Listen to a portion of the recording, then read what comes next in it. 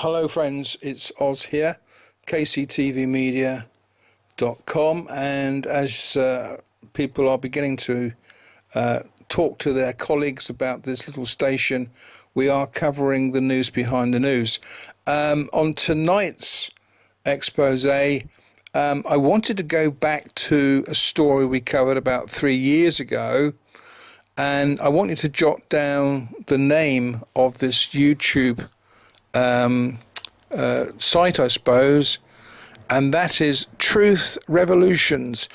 Excuse me, because they are reporting rightly a story to do with the Cyrus Disclosure Project 2001, Stephen Greer, Aliens and Secret Technology. Now this might sound completely off the wall, and before you march away in disgust, I am going to tell you some home truths which for a few of you will find very difficult to deal with.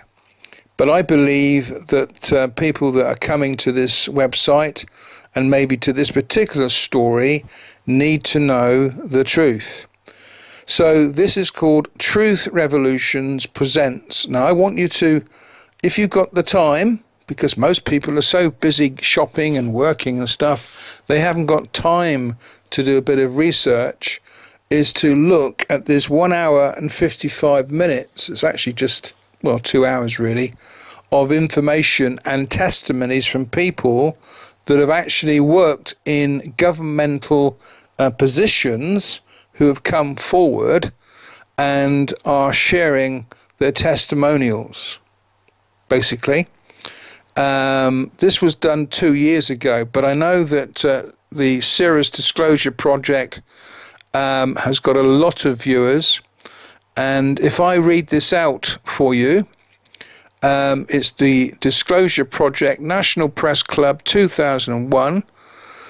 Find out everything you need to know about the high technology available to us and the extraterrestrial cover-up. We've been lied to for many years. I do not take any credit for the conference footage. I just want to re-upload it in a high quality because it is of such high importance and needs to be spread far and wide so as many people have access to it as possible.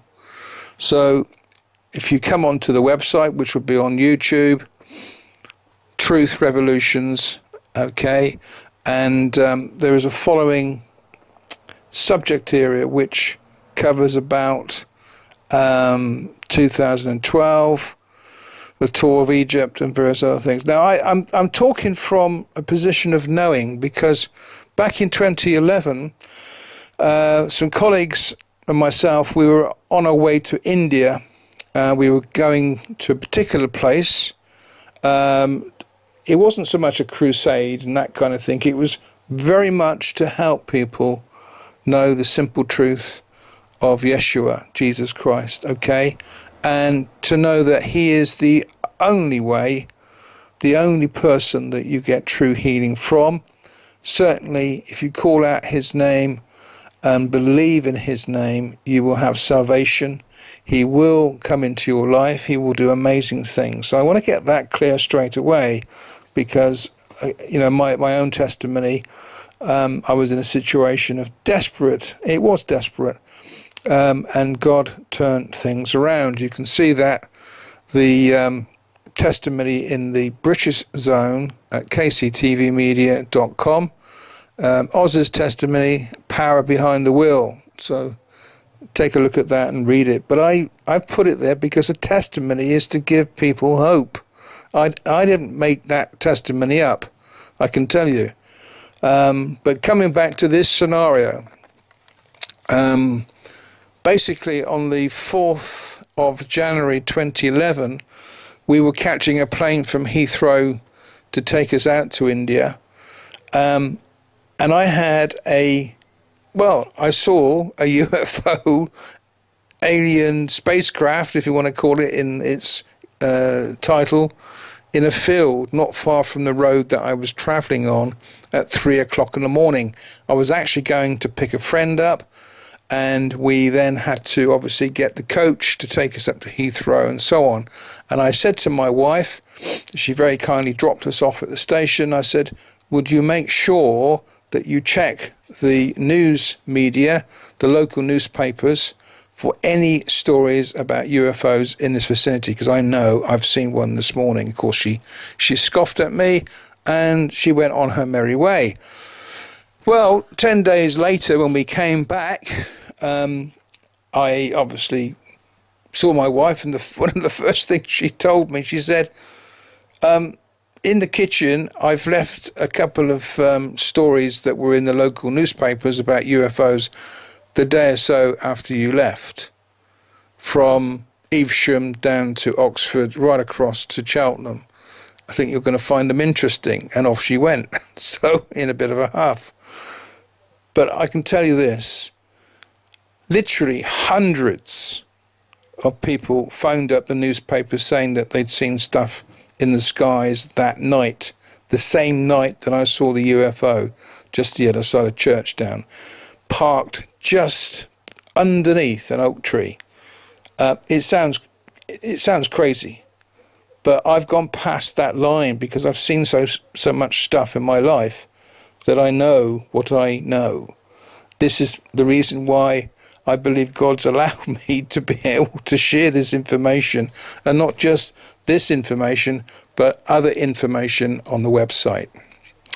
So what I want you to do, I want you to check out this particular story from Sarah's Disclosure Project 2001, Stephen Greer, Aliens, Secret Technology. I'm going to play as best I can about an hour, okay, but you'll have to come back and check it out online.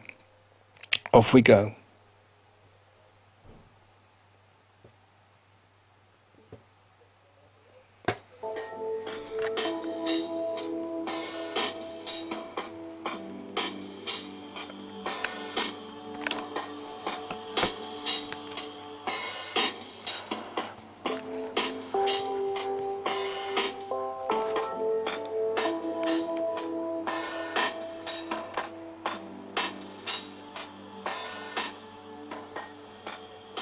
Years ago, the great screen actor Jimmy Cagney was working with a young actress that was about to be fired. He went to the director and said, "Let me talk to her." And he walked over to the actress and he said, "Look, it's simple. You walk in the room, you plant your feet, look me in the eye, and tell the truth." The logo of the X-Files is "The truth is out there." The truth is out there. I'm going to paraphrase. The truth is in here. You're about to hear the truth. I'm an actor. My name is John Cipher. For 7 years, I walked through the door, planted my feet, and tried to tell the truth as Chief Daniels on Hill Street Blues, as General Craig on the hit sitcom Major Dad. I was 2 years on Dynasty, year on Knots Landing. I've done 5 afternoon soap operas, 12 Broadway shows, and 20 films. One of the Broadway shows I did was the great musical Man of La Mancha on Broadway. I was Richard Kiley's original understudy. I sang the words to dream the impossible dream, to fight the unbeatable foe, to bear with unbearable sorrow, to run where the brave dare not go. I'm here to introduce your host this morning, Dr. Stephen Greer. He's a man who is running pell-mell where the brave dare not go. He was an emergency room physician. In fact, the director of emergency medicine at a major hospital in North Carolina. 3 years ago, he sat his wife and his 4 daughters down and said, "I've been doing this part-time, running after the truth, for 7 years now. Now I'm going to do it full-time." He walked away from all that money to pursue the truth. I always think of Hamlet's great line to Horatio, there are more things between heaven and hell than are dreamed of in your philosophy, Horatio. I'm going to introduce a man who says, there are more things between heaven and hell than any of us have accepted. And I have the witnesses and the documents to prove it. Ladies and gentlemen, Dr. Stephen Gould.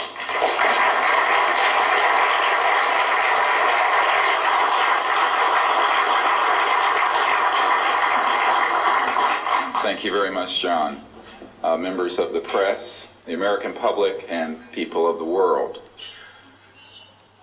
We are here today to disclose the truth about a subject that has been ridiculed and questioned, denied for at least 50 years.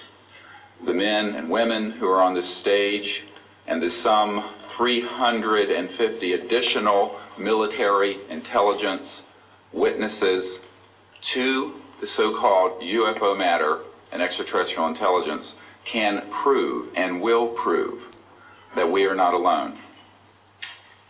I would like to thank Sarah McClendon, who is with us today, the famed White House correspondent, for her sponsorship of this meeting.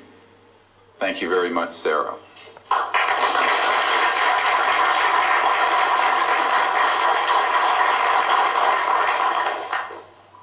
In 1993, a group of military advisors to this project and I met out in the countryside in Virginia.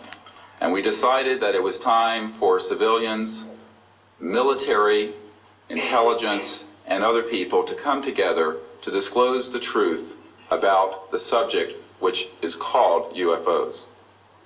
Since that time, I have personally briefed a sitting Director of Central Intelligence, James Woolsey, President Clinton's first CIA director. I have personally briefed the head of the Defense Intelligence Agency, the head of Intelligence Joint Staff, members of the Senate Intelligence Committee, many members of Congress, members of the European leadership, the Japanese cabinet, and others. And what I have found is that none of them are surprised that this is true, but they are uniformly horrified that they have not had access to these projects. We can establish through these witnesses whom we have identified, which now number over 400, and these are people who have been inside the CIA, NSA, NRO, Air Force, Navy, Marines, Army, all divisions of the intelligence and military community, as well as corporate witnesses, contractors to the government.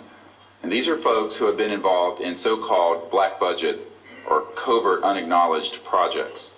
These unacknowledged special access projects are taking in at least $40 to $80 billion per year. And they are sitting on technologies that can change the world forever. The reason we are coming forward now is that we are asking for the U.S. Congress and for President Bush to move towards an official inquiry and disclosure on this subject. It has the most profound implications for the human future, for the U.S. national security, and for world peace. Specifically, technologies connected to UFO and extraterrestrial vehicles, if declassified and used for peaceful energy generation and propulsion, would solve the looming energy crisis definitively, would end global warming, would correct the environmental challenges that the Earth is facing. It is also critical that we begin to debate as a society the propriety of placing weapons in space. If indeed, as we can prove, it is true that we are not alone and that space is territory which we are sharing with other civilizations, it could be a very imprudent, destabilizing thing to place weapons in space. This is not being debated because it is off the national and international radar screens. It needs to be placed on it, and we are here today to do it. We can establish through this testimony that these objects of extraterrestrial origin have been tracked on radar going thousands of miles per hour, stopping and making right-hand turns. that they use anti-gravity propulsion systems, which we have already figured out how they work in classified projects in the United States, Great Britain, and elsewhere. That these objects have landed on terra firma, at times have been disabled, and have been retrieved specifically by teams within the United States, that extraterrestrial life forms have been retrieved, and their vehicles have been taken and studied thoroughly for at least 50 years. We can prove through the testimony and documents that we will be presenting that this subject has been hidden from members of Congress and at least 2 administrations that we are aware of, presidential administrations, and that the Constitution of the United States has been subverted by the growing power of these classified projects, and that this is a danger to the national security. There is no evidence, I wish to emphasize, that these life forms from elsewhere are hostile towards us. But there is a great deal of evidence that they are concerned with our hostility. There are times when they have neutralized or rendered inert the launch capabilities of intercontinental ballistic missiles. Witnesses here today will describe those events to you. They have shown clearly that they do not want us to weaponize space, and yet we are proceeding down that dangerous path. And it will be established that these projects, because they have not been supervised properly by the Congress, by the U.S. President, by the international community, have become a threat to the national security. And for this reason, we feel we must disclose the facts. This is the beginning of the campaign for disclosure. And in a memo that I wrote to President Bush last week, I've stated that this campaign will persist until our goals are met, and they are as follows. That we have open, honest hearings on the subject in the U.S. Congress. That there be a permanent ban on the weaponization of space or the targeting of any objects of extraterrestrial origin. That there be a full and complete study of classified technologies connected to this subject to see how they could be properly declassified and applied for peaceful energy generation so that the world may get off of fossil fuels in enough time to prevent greater ecosystem damage or war over the looming energy crisis, which is sure to sweep the earth in the coming decade. This is a matter of the most pressing import. It has been ridiculed, yes. I know many in the media would like to talk about little green men. But in reality, the subject is laughed at because it is so serious. I have had grown men weep who are in the Pentagon, who are members of Congress, and who have said to me, what are we going to do? Here's what we will do. We will see that this matter is properly disclosed, and these courageous witnesses, the first 21 of over 100 that we have already interviewed on videotape, have stepped forward to speak the truth. Now, I expect people to be skeptical, but not irrationally so, because these men and women have come forward and they have their credentials, they can establish who they are, and they have been first-hand witnesses to some of the most important events in the history of the human race. As was pointed out to me by some of the men here, they were charged with handling the nuclear weapons of the United States. Their word was trusted on everything of great importance for the national security. We must trust their word now. As Monsignor Balducci said at the Vatican, in an interview I had with him recently, it is irrational not to accept the testimony of these witnesses. So please be skeptical, but that is not the same as prejudiced and closed-minded. This is a matter of great importance, and I ask the media, the scientific community, and the political community to look seriously at this matter and to do the right thing for humanity and for our children. We have available for the media and for members of Congress a nearly 500-page briefing document with transcripts from dozens of these top-secret witnesses. We have a 4-hour videotape summary. It's not a commercial product, I'll warn you, from this project. Of the 120 hours that we have in interviews so far, they've been boiled down to 4 hours, and it's available for the Congress to review and for the major media to review. We can establish that this subject is real and has tremendous significance for the human future. I ask on all of you who are listening to contact the members of Congress that represent you and the leaders around the world and other countries and ask them to hold an honest inquiry into this subject, to support a ban on weaponizing space, since we are sharing space with other life forms, and that we move quickly as a people to understanding that this is the end of the childhood of the human race. It is time for us to become mature adults in the cosmic civilizations out there. To do this, we must become a peaceful civilization, and we must look as we go into space with an intent of cooperating with other civilizations, not weaponizing that high frontier. The men and women who will speak next will do so in order, beginning on your left. They will introduce themselves. I ask for the media to refrain from questions until each witness has spoken briefly about who they are and what they have personally been involved with or witnessed in their government, military, or government-connected careers. At the end, we will have questions. All of you may ask questions for as long as we can stay here, and we will provide you with all the information that you need.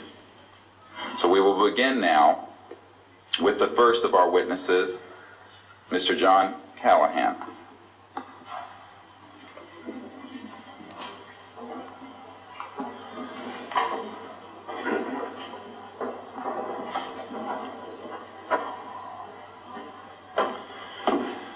My name is John Callahan. I'm a retired FAA employee. I was the division manager for the Accidents Evaluation and Investigation Division in D.C. About 2 years before I retired, I received a call from Alaska region where the region wanted to know what to tell the media. When I questioned, tell the media what, he says about the UFO, and it went downhill from there. What UFO? It turned out I told him what any government employee would do at that time was to tell them it's under investigation. And then I had him send all that data to the FAA's tech center in Atlantic City. The next day, my immediate boss, service director, Javi Safir, and I went to Atlantic City. I had just purchased a new video camera, and I videoed the event. In Atlantic City, we had them play back on a scope, you would call it a scope, a plan view display, PVD, exactly what the pilot seen or what the controller seen, and we tied that in with the voice tape so we could hear exactly what the controller said and what he heard, and we taped it. We came back the next day, briefed the administrator, Admiral Ingen, on what happened. He wanted a 5-minute briefing. After we started the briefing, he wanted to know if he could see the video. We put the video on. He watched the video, the whole video. The next day, he set up a meeting for me to give a dog and pony show to President Reagan's scientific staff and whoever they brought over, and to hand off all that data to them. That morning in the FAA round room, it was either 9 or 10 o'clock, 3 men from Reagan's scientific staff, 3 CIA people, 3 FBI people, and I don't remember who the other guys were, along with all the FAA experts that I brought with me that could decide or talk about the hardware and the software, how it worked. We put on a dog and pony show. We let them watch the video. We had all the data there. We had all the printouts that the computer put out. They got all excited over it. When it was all done, the CIA, one of the CIA men told the people they were now sworn to secrecy, that this meeting never happened and this event never happened. When I asked him why, I thought it was probably just a stealth bomber at the time.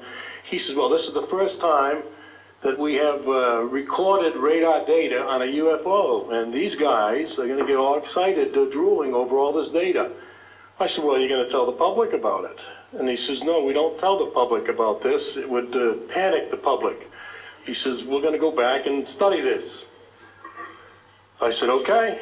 It was what he was going to do. Now, I've told this story many times, and I get sometimes funny looks from people. I have with me the voice tapes of the controllers that were involved, the FAA original tapes. See, after we handed this stuff off to the president's staff, the FAA didn't know what to do with it. We don't separate UFOs from real traffic, so it's not our problem. Okay? I have a copy of the original of the video that we took, which is rather interesting. And once the thing was all over, the reports started coming into my office, but because it wasn't an FAA air traffic problem, the FAA's report ended up on a table in my office. And it stayed there until I retired, when one of the staffers packed up all my gear and helped it move to my house. Also, in a box I found just a few days ago, in my 1992 tax return, I have the target printouts from the computer data, which, so if you wanted to or look at every target that was up there at the time, you can now reproduce this from this piece of paper here. And it's called the UFO Incident, Japan 1648, I believe the number was, that happened on November the 18th, 1986. I'm prepared to go to Congress, to swear before Congress that everything I've told you people and everything that is here is the truth. Thank you.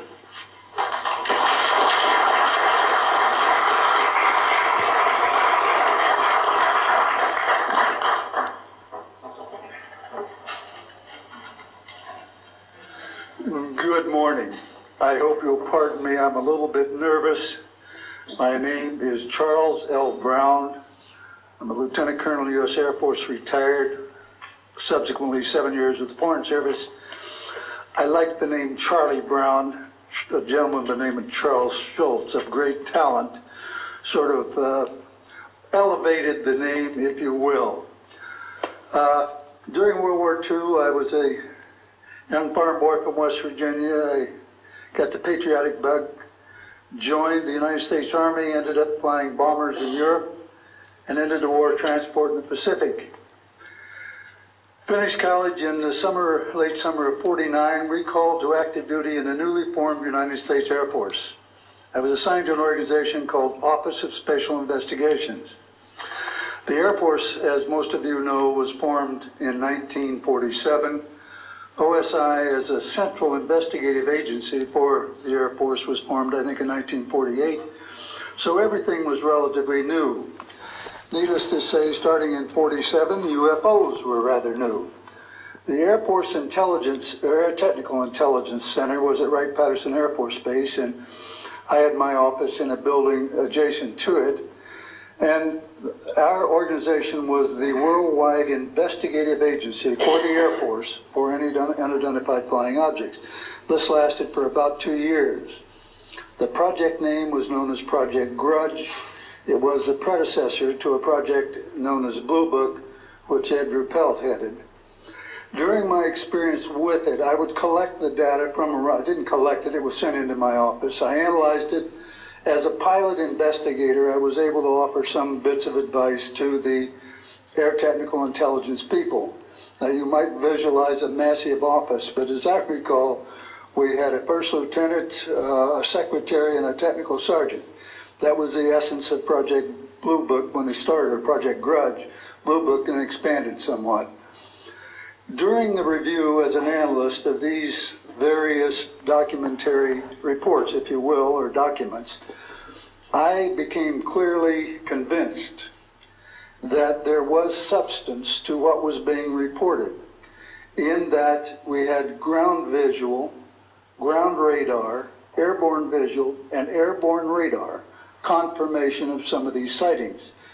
The individuals who made the sightings were everything from airline pilots, military pilots, police officers, some of the people that your lives depend upon on a daily basis.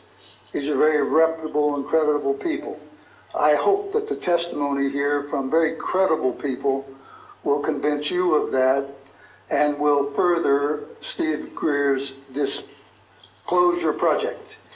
In that, pressure needs to be brought to bring this to the attention not only of the Americans, but of people all over the planet. These vehicles have been seen and confirmed all over the planet. I am willing to sign a sworn statement or testify to my judgment and to what I have observed. Such things do exist. Please believe me. Please believe those who follow me. Thank you.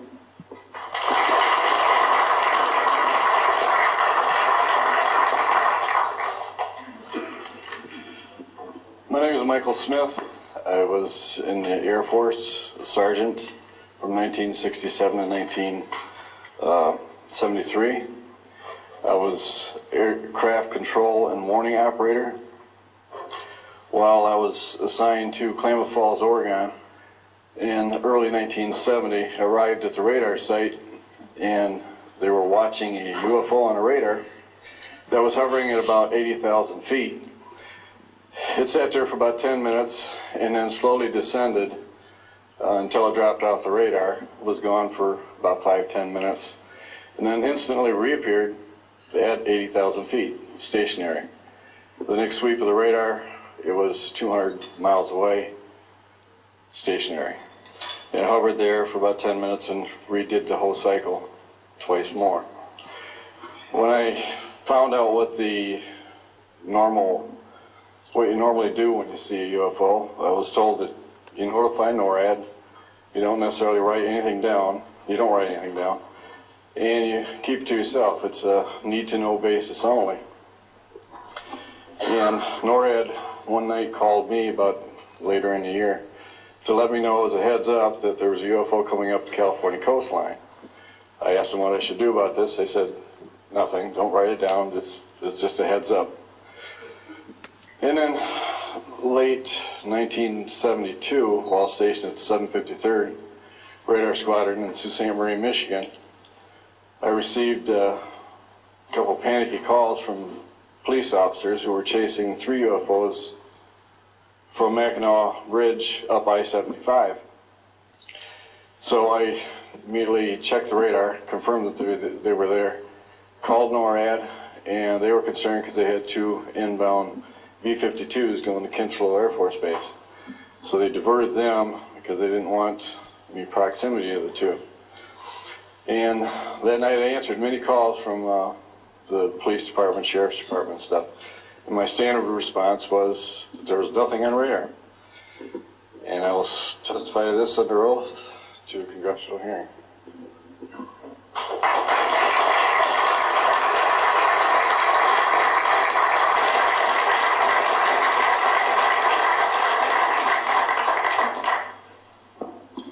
My name is Graham Bethune. I'm a retired Navy commander, pilot, had a top secret clearance.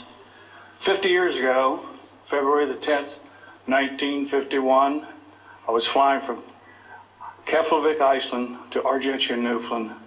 It was at night, it was dark. About 300 miles outside of Argentia, I saw a glow on the water, like approaching the city at night. As we approached this glow, it turned to a monstrous circle of white lights on the water. We watched this for a while, the lights went out, there was nothing on the water.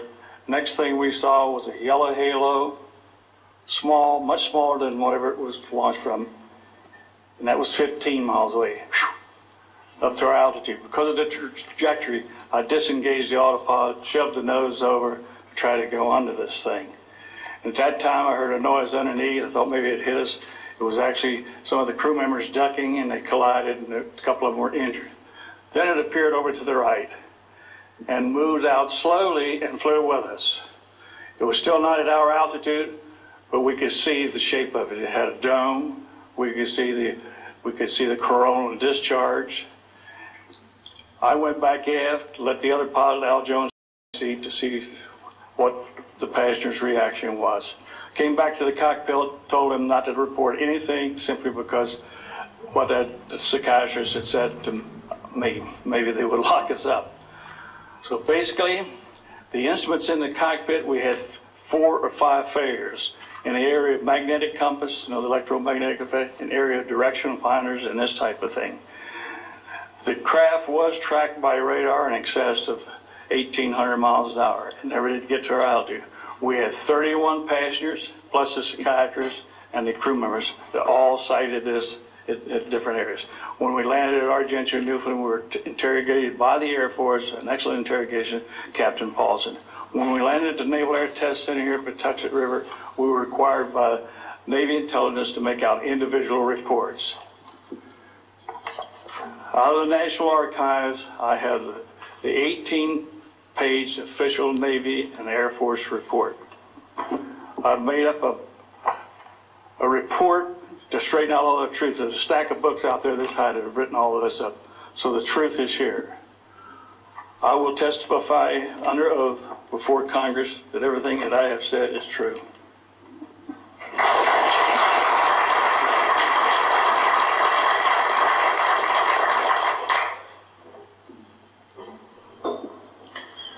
My name is Dan Willis. I was in the United States Navy. I held a top secret crypto level 14 extra sensitive material handling security clearance. I worked in the code room at the Naval Communication Station in San Francisco.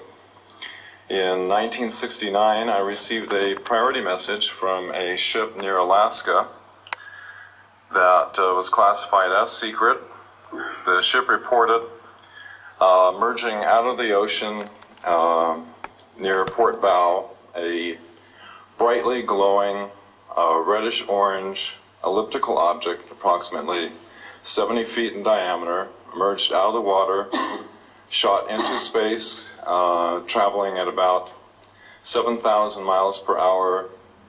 This was tracked on ship's radar and substantiated. Years later, I worked at the Naval Electronic Engineering Center in San Diego for 13 years. The co-worker who I worked with worked at the NORAD facility. When he first started working at the facility, he noticed objects going on the screens that track everything out in space and in the air, objects going off the scale, doing right-angle turns. When he inquired, his older supervisor advised him that, quote, it was just a visit from one of our little friends. I thought this was a little unusual. These statements are true. I'm willing to testify under oath before Congress. Thank you.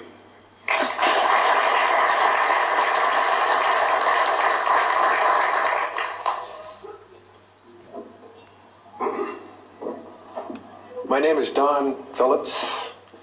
I was in the United States Air Force and had worked with certain intelligence agencies of the United States government. Prior to my Air Force, prior to joining the Air Force, I worked for the famous Lockheed Skunk Works.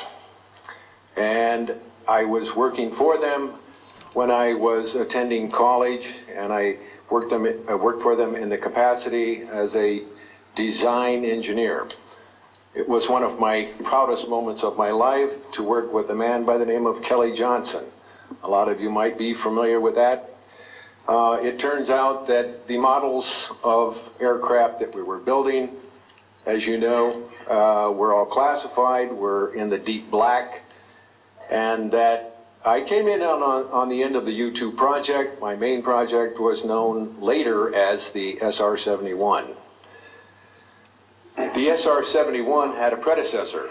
It had a special model built for the CIA, and that those models were one passenger, one pilot special aircraft in order to get from one place to another very, very quickly. Now these SR-71s, as we know them, the Blackbird, are the type of aircraft that are still classified in a sense as far as the altitude that it flies at and also the speed records that it holds. I'm very proud to say that this aircraft played a big part in helping to end the Cold War. The aircraft, the predecessor aircraft, there's strong evidence to suggest that perhaps these aircraft had a different role once in the air. Each pilot and I knew a few of them. Each pilot had an assignment before they took off. Okay? They learned about the assignment immediately prior to takeoff, and there's strong evidence to suggest that there was a dual role in that they were monitoring some type of traffic to and from planet Earth. This can be verified at a later point. I'll jump into my military experience. My first field assignment for the United States Air Force was at Las Vegas Air Force Station. And that was my first experience with Las Vegas, and I couldn't understand why people were being so excited about going to a place such as this, but I soon found out about a year later. Nellis Air Force Base is located there. Nellis is a major training center for different types of special aircraft and fighter aircraft, one of the premier training sites for pilots all around the world. However, when I learned that my assignment was at a radar site 50 miles out of town, up near Mount Charleston, I had no idea where I'd be, so finally in the daylight I was able to find the location and reported in 1965 for duty. In 1966, early in the morning, about 1 to 2 a.m., I was staying there on base, and our barracks were at about 8,000 feet. I heard a lot of commotion. You know, at that altitude, sound carries tremendously. And I thought, well, it's early in the morning, it's summertime, and there is it's very warm, and maybe I should get up and take a look. I didn't really want to, but I got up and took a look, walked up to the main road up near my office, which was the commander's office. I was on the commander's staff, Lieutenant Colonel Charles Evans. And I was saying, who's making all this noise? Who's making all this noise at this time of the morning? So when I got within about 50 yards of the 4 or 5 people that were standing there, one being the chief of security, they were looking up in the air, and I said, gee, their heads are all looking at the same direction. Well, I looked up to the west, northwest, and to my amazement, there were lights flashing around the sky, moving at anywhere from what seemed like 2,400 to about 3,800 miles per hour. Now, the fact that we're taking an estimate from a distance, you know, we figured, well, this is quite something. However, we continued to watch these darting lights go across the sky and stop, absolutely stop, come to a dead stop, and reverse in an acute angle their direction, and then proceed on in they were traveling so fast that you could almost see a pattern left by, if you are computer people, when you move a mouse real quick across the screen, you see a little bit of a tail. Well, that's exactly the way these 6 or 7 craft worked. After 5 minutes of watching these things, they all seemed to group up to the west, northwest. Okay? They started to come in on a circle. But what I would like to point out is that where they were putting on their display in the north-northwest sky, just directly east of that is what is known as Area 51. Area 51 is a AEC name, okay? Atomic Energy Commission. That was the old name for Atomic Energy Commission. We knew it as the Groom Lake Flight Test Facility in the Air Force. And it was where we tested our aircraft after we got the prototype made from the Skunk Works. So here are these, let's get back to the circle in the sky. What they did was coalesce and started rotating in a circle, and then they disappeared. Well, I thought, gee, this is something that we have to keep quiet, and that was verified by the chief of security. But we waited there and talked it over for a little bit, and it seemed like, I think it was an hour. Then came the radar people from the scopes, which were at 10,000 plus feet, came down for their dinner at 2 o'clock in the morning. And the first person off the bus was a good friend of mine, Anthony Kesar. He said, he was white as a sheet, and he says, did you see that? Yeah, we all said, yeah, it was a nice display. What a show. He says, we documented them on radar. And he says, we didn't give them clearance the standing order was let them fly through the radar beam. He says, we documented 6 to 7 UFOs. Now, we don't know who was guiding those, but they were certainly intelligent, and we don't know where they landed because they coalesced and disappeared. So I will say at this point, to keep it short, that I will testify under oath as to what I say is true, and I will do so before Congress. Thank you.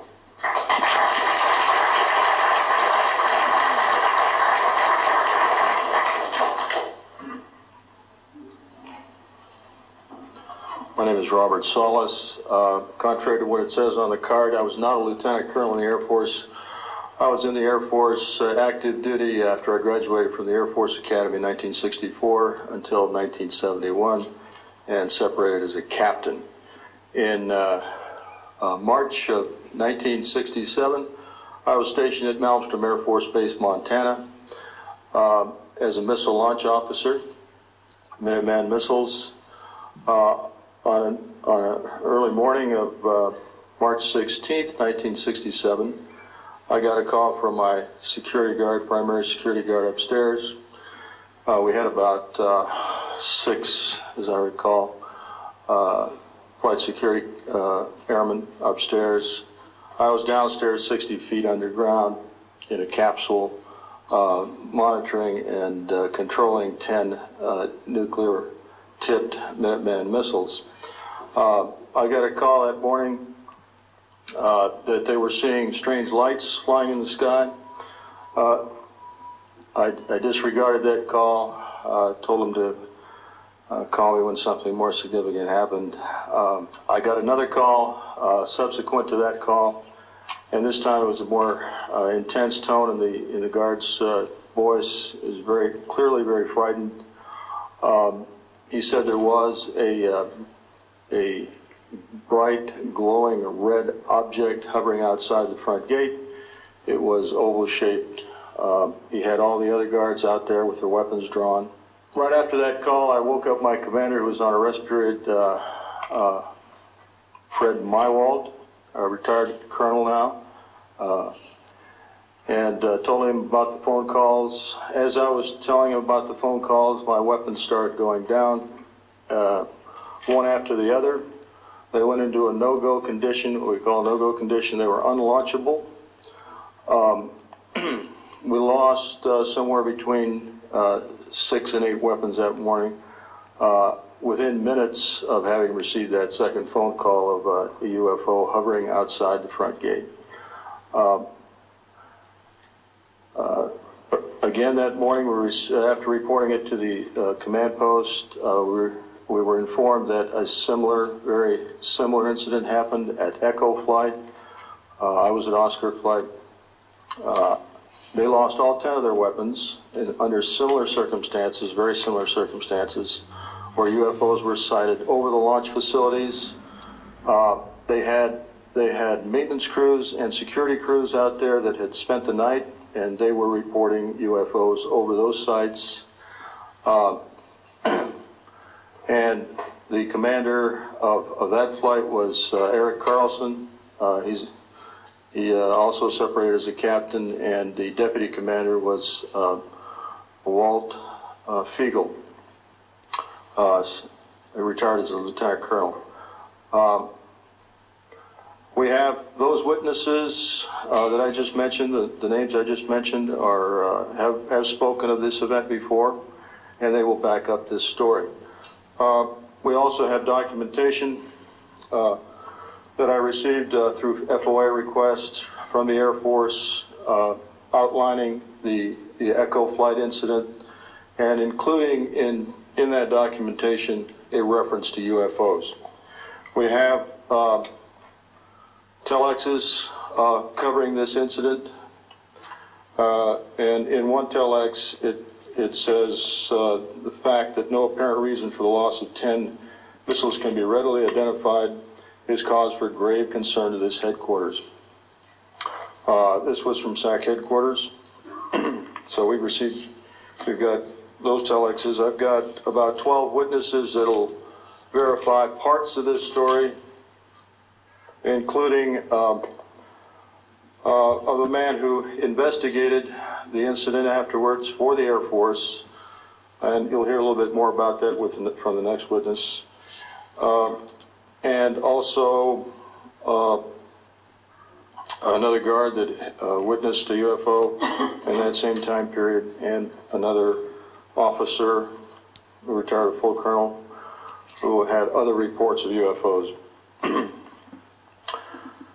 Ancillary to that, excuse me, I've got the complete report on a Minot, North Dakota incident. That was Minot Air Force Base, North Dakota, which happened in August of 1966. Very similar UFOs sighted over missile silos, and also a UFO incident that was investigated by the Air Force immediately after our incident, within a week. I'm willing to testify to the truth of all these matters that I've spoken about this in front of Congress under oath. Thank you.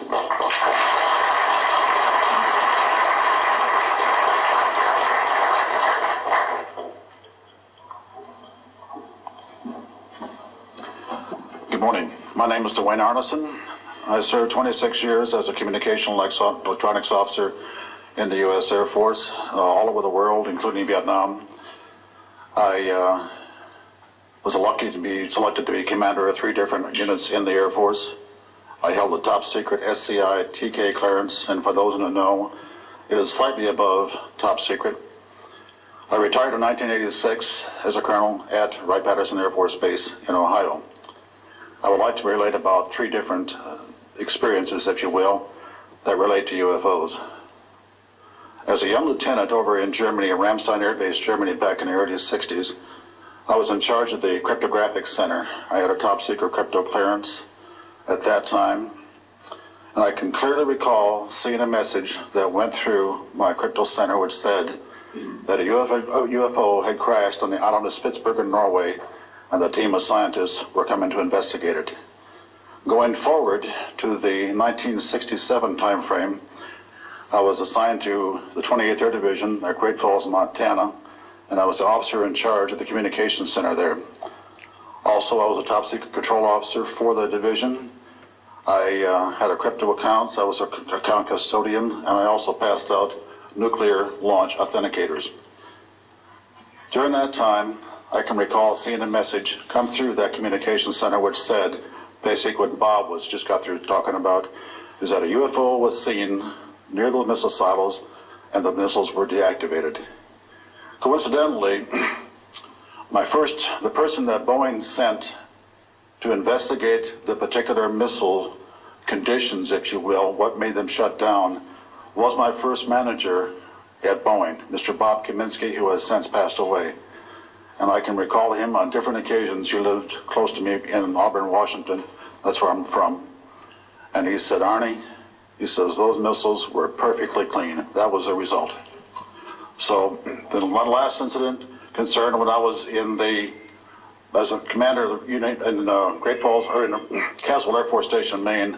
I had contacts with the security police at Loring Air Force Base, and they told about UFOs that were seen near the nuclear weapon storage areas on Loring Air Force Base. And I'd be glad to testify to Congress that this is absolutely the truth. Thank you.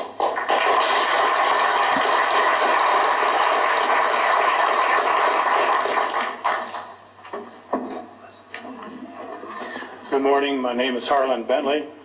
During 1957 and 1959, I was a PFC in the United States Army, stationed north of Washington, D.C. on a Nike Ajax missile base close to Olney, Maryland. In May, this month of 1958, it's about 6 a.m., I heard a noise outside that sounded like a pulsating transformer. I sat up in my bunk, I looked out the window, I saw a craft heading for the ground and crashed. Pieces broke off of that craft, immediately took off again. So there's a lot more to that story, but I've got to speed this up. Now, the next night, I was on radar duty. I get a call from the Gaithersburg missile base. He says, hey, I got 12 to 15 UFOs outside, 50 to 100 feet above me. So I asked him, I said, what does it sound like? He took his head mic off, held it out the van window, and said, here. And the same sound I heard the previous morning, except a lot more of them. So my radar was on standby, so I immediately turned it on and got the blip just outside the ground clutter. I marked it on my radar screen. And then for a few minutes later, all of a sudden they took off. As they took off, the sweep came around, hit the blip. The second, when it came around and hit it again, that blip was 2/3 away off my radar scope.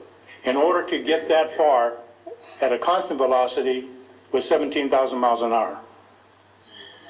That was my first incident. 10 years later, by this time I received a Bachelor of Science degree in electrical engineering, and I was working in California. Now, I'm sorry that all I can say is I was somewhere in California working on a classified project that had nothing to do with my experience that I had there. As I was working, and it was like 2 or 3 in the morning, California time, I heard a Houston astronaut communication link, comlink. I didn't pay much attention to it until I heard the word bogey. Of course, my ears picked up immediately. An unidentified flying object of some sort, whether it's a craft, meteorite, or whatever, was on a collision course with that module going to loop around the moon. So basically, I listened for some time, and then I stopped and went back to work. And then I heard, there they go. In the astronaut world, some of you may not know this, there's a term called green turtle. And it used to be, I don't know if it is today or not, but it used to be is you're not allowed to use profanity over the net.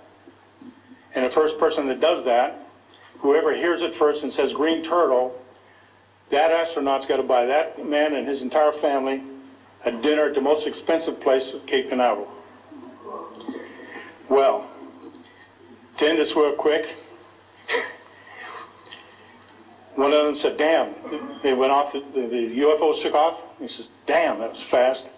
And somebody yelled, green turtle. And then he said another word, a synonym to crap.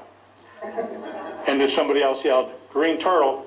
And you could see him grit his teeth, because now he had to buy 2 expensive meals. And my particular experience, I will testify before Congress if necessary, and explain exactly what happened. Thank you.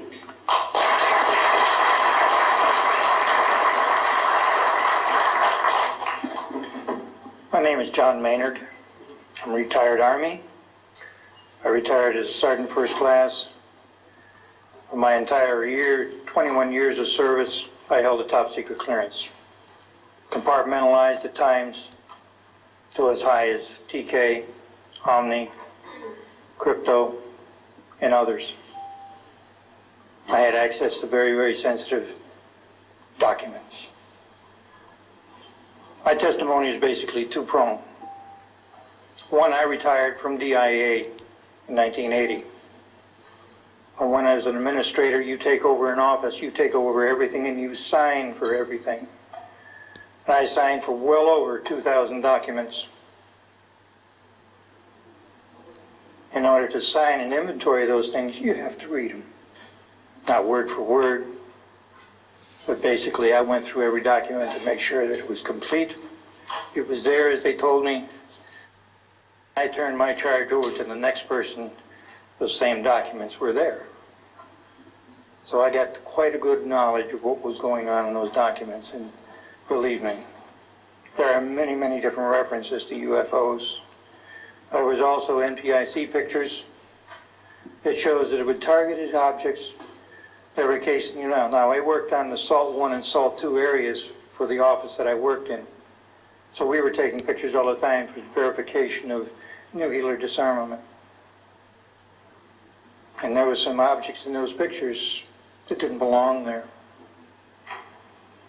The second prong to this whole thing is that a lot of people talk about conspiracies over a shadow government. I'm willing to testify before Congress that these black operations do exist. I nearly became part of it. But I saw the light, I think, or was it? And I got out. And that's it. We have to disclose what we know. And I am willing to testify before Congress under oath, or before any other organization, that what I witnessed was true.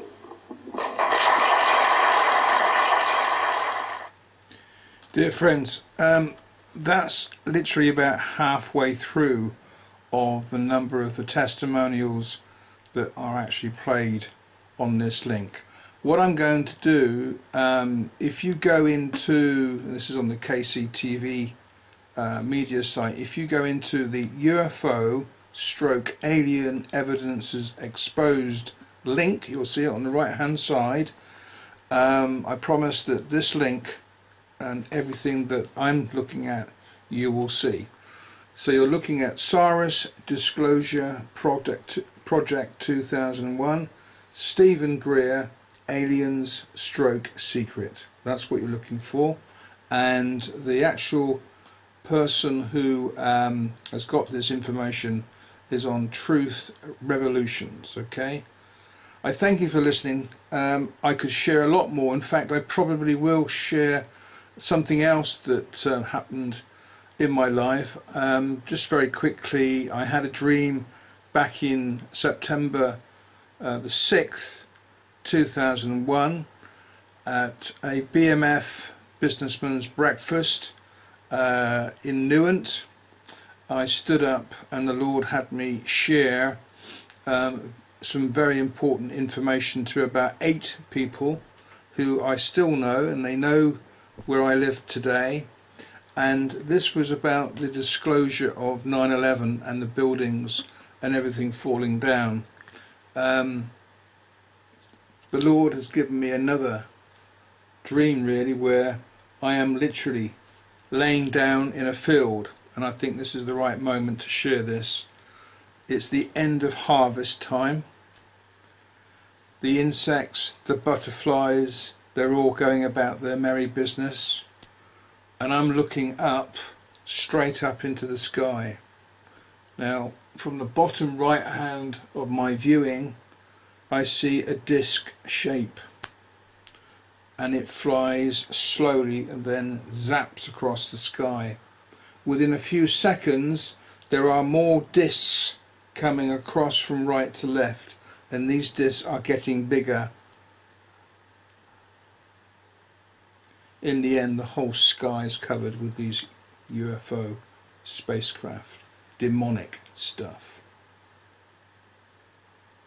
I've just announced what the Lord has shown me, and I honestly believe that if you check out by going into the dark side of the moon in Google, just say buildings, aliens, dark side of the moon, you will come across photographs taken by NASA some years ago. In fact, I'll have it arranged in the site so that you can see this. All right, you just need to go through and you'll see this information. But I'm just telling you, this is the first time I've shared this. The time is right to share it. I've just had the prompting to share it, and of course everything went quiet. The insects fell away and everything became darkness. Now, I don't know that's a vision for now, for next year, but I know what I see.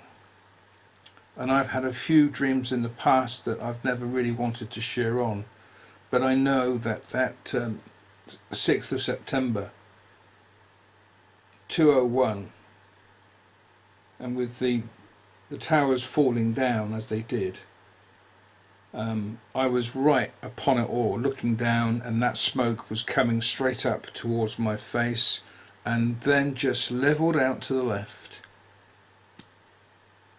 in complete silence. Folk, if you haven't given your life to the Lord, this is the time to do it. We are moving into an exceptional evil period of history, which is spoken about in Revelations. And if you really don't consider that all the stuff we're seeing on TV today, people being their heads being chopped off and everything else that goes with it. We are seeing stuff from the enemy, and it's going to get worse. It's not going to get any better. You need to come to the Lord. Just say, I'm sorry for the sins I've committed, because we're all sinners. That's the reason why he died. Yeshua died on the cross for all our sins. He doesn't want you to go to hell, because we're talking of serious stuff. Thank you for listening. Thank you for listening to these testimonies, and come to kctvmedia.com and look for the UFO Alien Evidences Exposed link on the right hand side. God bless.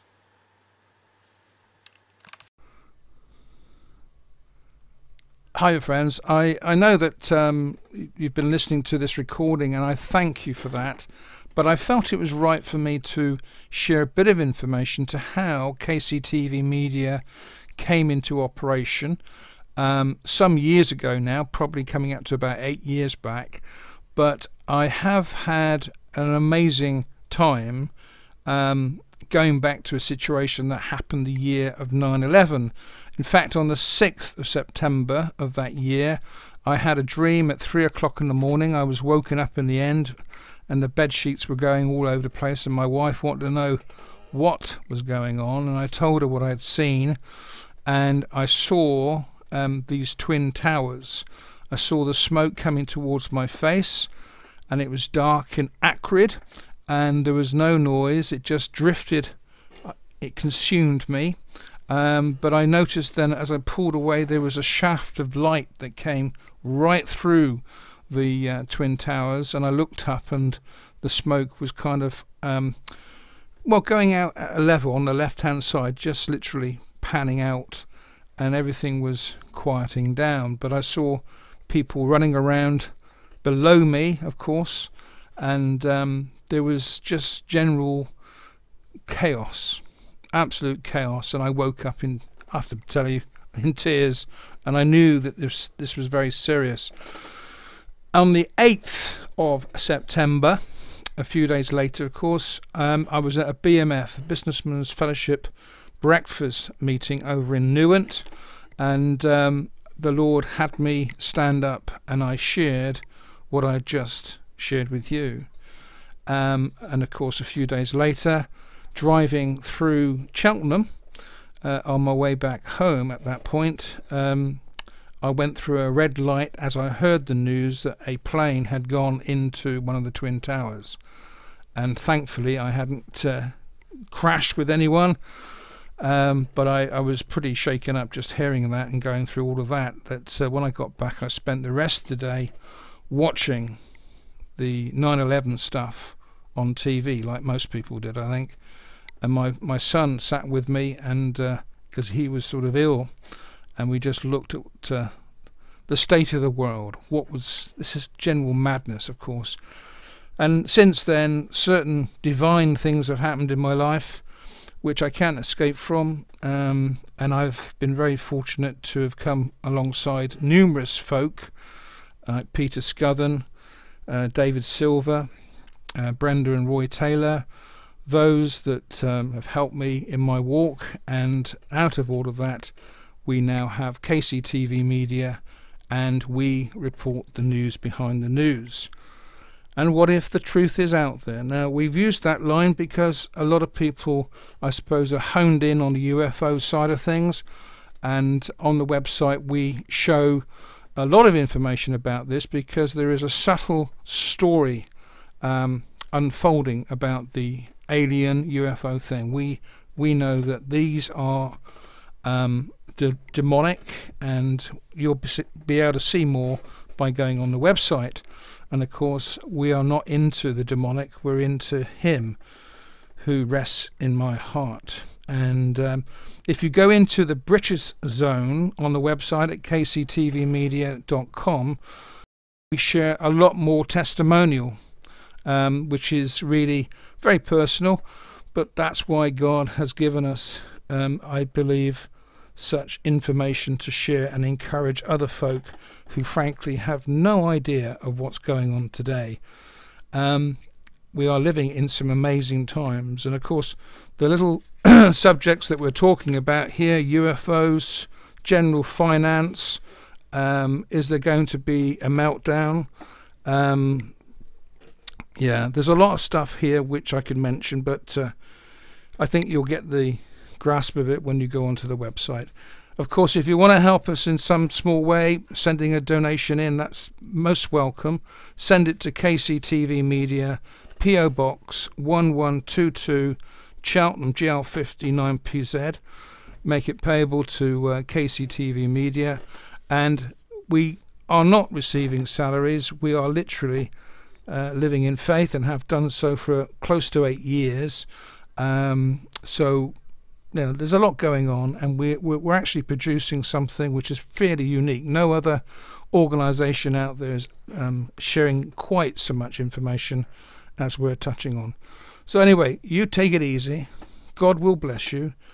All I can tell you is that if you repent of your sins, as soon as you say that, he knows.